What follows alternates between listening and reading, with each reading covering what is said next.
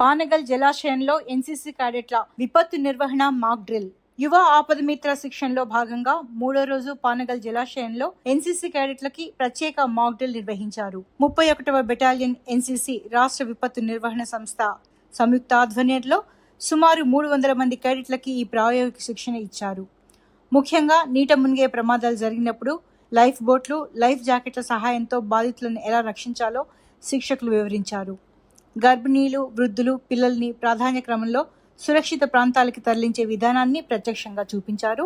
విపత్తుల సమయంలో గ్రామాలు, పట్టణాల స్థాయిలో ఈ కేడెట్లు మొదటి స్పందన బృందాలుగా మారి ప్రభుత్వ యంత్రాంగానికి సహాయపడతారని అధికారులు తెలిపారు. రాబోయే రోజుల్లో వరదలు, అగ్ని ప్రమాదాలు, ప్రథమ చికిత్సలపై శిక్షణ ఉంటుందని పేర్కొన్నారు. ఈ కార్యక్రమంలో lieutenant colonel Shashidhar Rao, Subedar major Madhava Rao, APD Harish Kumar, SDMA ప్రతినిధులు సాయి దీపక్, ఎన్సీసీ అధికారులు మరియు శిక్షక బృందం పాల్గొన్నారు.